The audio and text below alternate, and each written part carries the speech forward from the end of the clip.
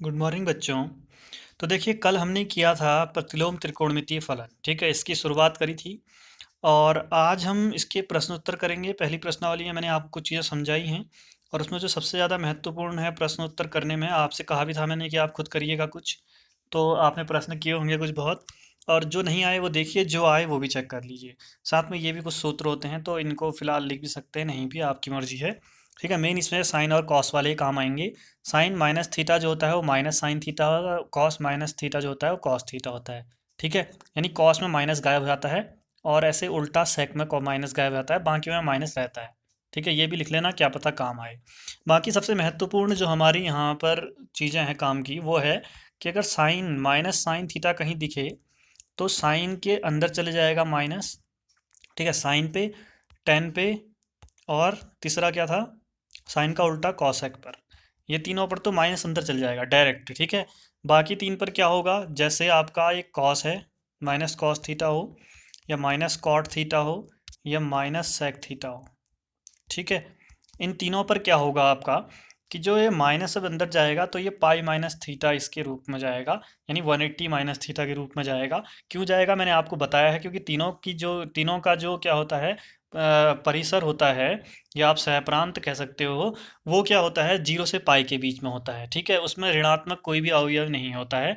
और जबकि अगर हम इसको डायरेक्ट अंदर ले जाएं तो ऋणात्मक आ जाएगा, तो इसलिए ऋणात्मक आंसर हो नहीं सकता, क्योंकि उसके परिसर में नहीं आता है वो। तभी वो टेबल जो पीछे बनाई थी वो इसलिए काम की है।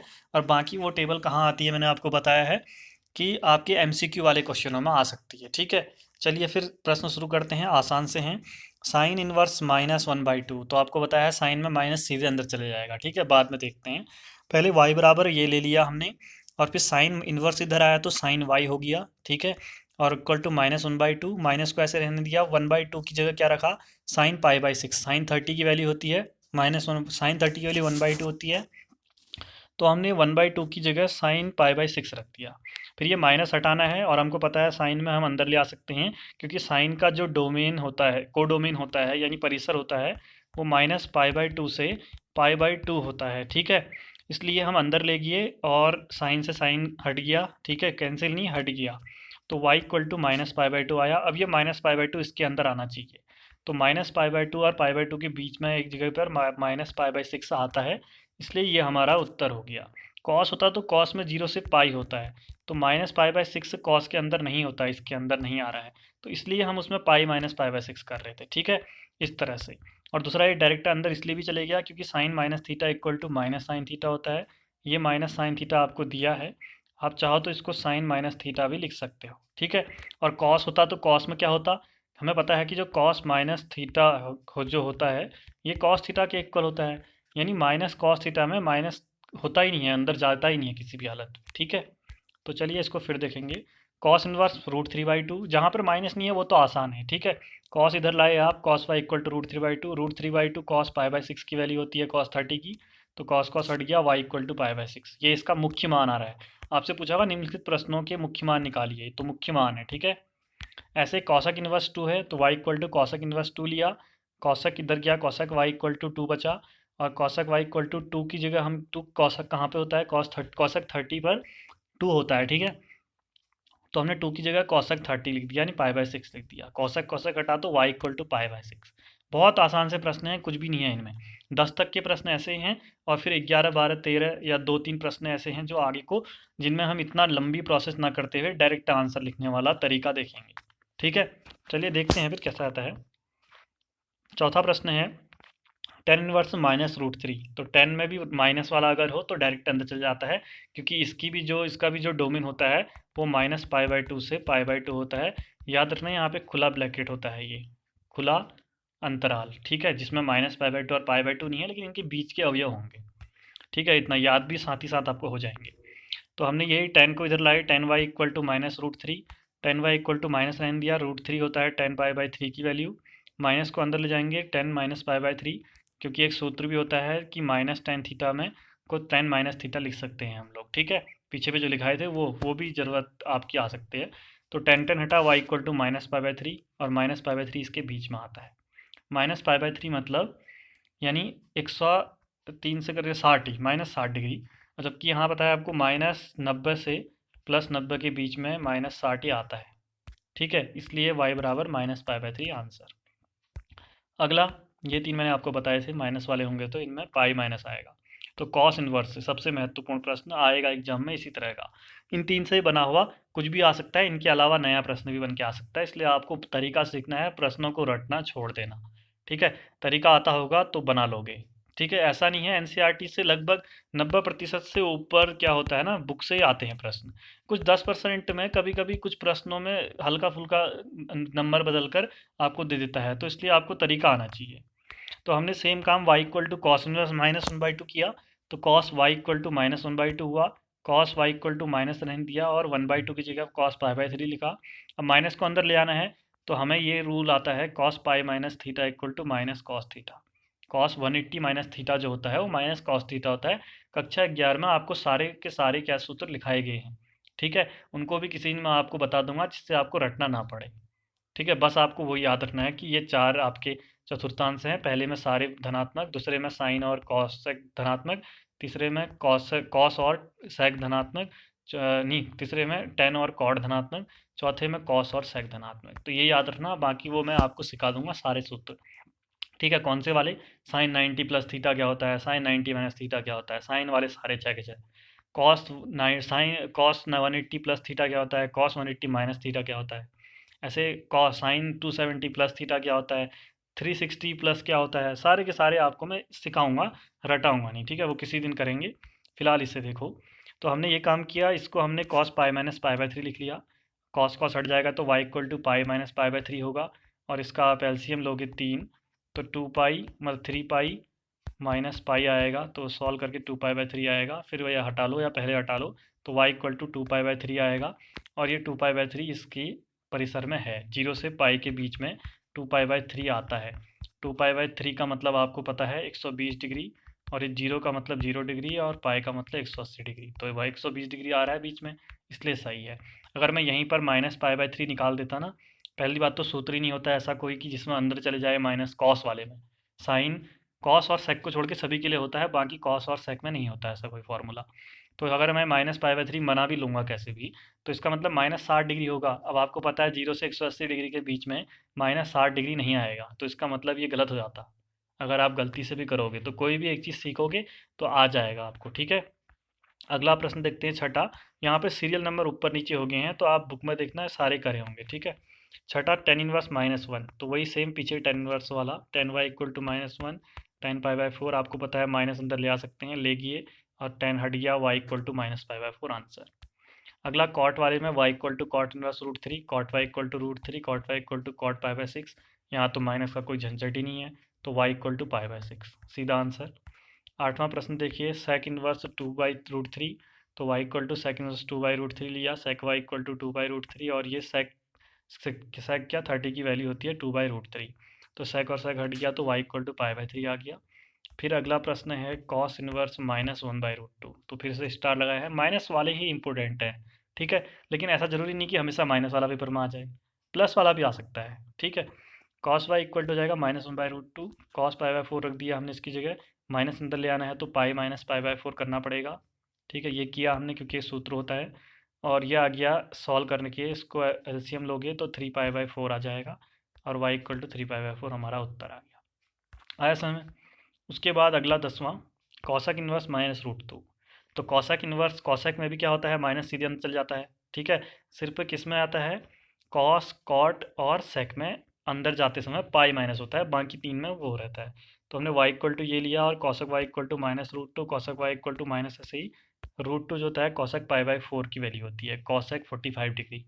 फिर हमने ये माइनस अंदर ले आना है तो हम डायरेक्ट ले आ सकते हैं, क्योंकि एक सूत्र भी ऐसे होता है कॉसेक माइनस थीटा वाला, ठीक है। और हम नहीं डायरेक्ट ले आ सकते हैं तो हम सीधे ले गए, कॉसेक कॉसेक हटा तो y इक्वल टू -π/4 आ गया, ये हमारा उत्तर आ गया, ठीक है। समझ में आ गया, तो यही हमारा आंसर है इसका 10वें का। तो 10 तक के प्रश्न हो गए होंगे। 11वें से देखते हैं, तो अब ये आसान है, टफ नहीं है। अब आपको वही काम करना है, टेन इनवर्स 1 है, और plus cos inverse -1/2, sine inverse -1/2। चाहो तो इन तीनों को अलग अलग, इसको x लेके, इसको y लेके, इसको z लेके, जैसे ऊपर हल किए वैसे कर सकते हो, लेकिन अब चूंकि हमें आते हैं प्रश्न तो हम डायरेक्ट करेंगे, हम इतना लंबा वाला टाइम नहीं लेने वाले हैं, ठीक है। तो देखिए कैसे, टेन इनवर्स 1 है, तो टेन इनवर्स ठीक है, 1 को हम बदलते हैं 10 पाई/4 लिख सकते हैं, जो यहाँ पर होगा ना उसी में अंदर वाले को भी उसी में लिखना है, ठीक है। तो मैंने 1 को सीधे 10 पाई/4 लिख दिया। फिर कॉस इनवर्स, माइनस को कुछ नहीं करेंगे, 1/2 को कॉस में देखोगे तो कॉस पाई/3 की वैल्यू होती है 1/2, माइनस अपनी जगह है। साइन इनवर्स, ये -1/2 जो होता है, माइनस को तो कुछ नहीं करेंगे हम, 1/2 को साइन पाई/6 लिख लेंगे टेबल से। अब आपको पता है यहाँ तो कुछ माइनस प्लस नहीं है, तो टेन इनवर्स और 10 कट जाएंगे, यहाँ कटते हैं क्योंकि इस टेन इनवर्स का मतलब क्या है, 1/10 होता है, पीछे सिखाया था ना, और ये 10, तो ये कट सकते हैं। तो यहाँ पर टेन इनवर्स और 10 कटते हैं, वहाँ नहीं कटते हैं, बराबर में, ध्यान रखना।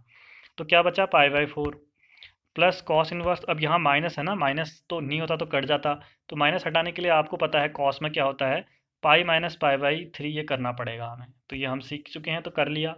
प्लस साइन इनवर्स, यहाँ माइनस, साइन में माइनस हटाने के लिए डायरेक्ट माइनस को अंदर भेज सकते हैं, तभी मैंने 3 करके जोड़े में याद करो कहा था। यहाँ पर काम आया नहीं आया, और वहाँ भी काम आएगा। तो माइनस अंदर चले गया, यहाँ डायरेक्ट, यहाँ नहीं जा सकता।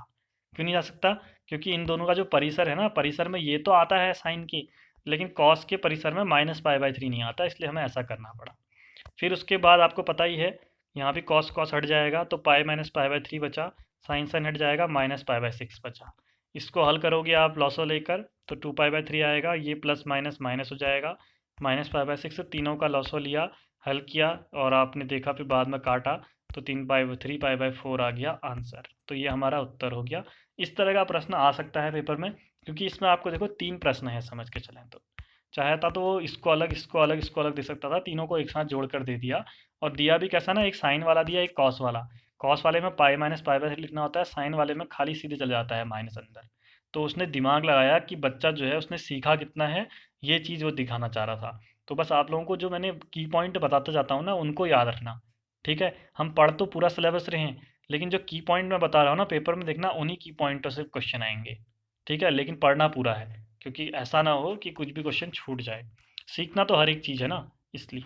अगला करते हैं, फिर कॉस इनवर्स 1/2 और 2 साइन इनवर्स 1/2, तो आसान प्रश्न है।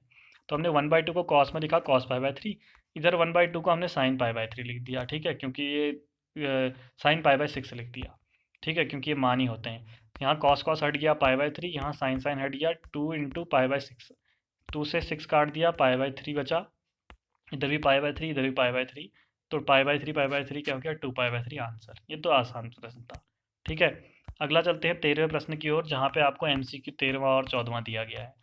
एमसीक्यू में 4 ऑप्शन दिए गए हैं, sine verse x equal to y है, तो बताओ इस एक्स का मान क्या क्या होगा, कह रहा है, नहीं इस वाई का मान, सॉरी इस वाई का मान। तो वाई के लिए आपको ऑप्शन दिए गए हैं, वहाँ 0 से पाई, पाई/2 से 2 पाई/2, लेकिन आपको आता है ना कि जो साइन वाला होता है, इसका जो डोमेन होता है -पाई/2 से पाई/2 होता है, तभी मैंने कहा था टेबल याद करो, टेबल में ये दिया है।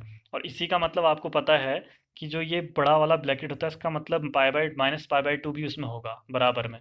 तो इसलिए देखो वाई बराबर क्या लिया हमने, -पाई/2 से पाई/2 तक के मान, लेकिन साथ में बराबर भी लिया है, देखना ये ग्रेटर लेस देन और इक्वल टू भी लगाया है ना।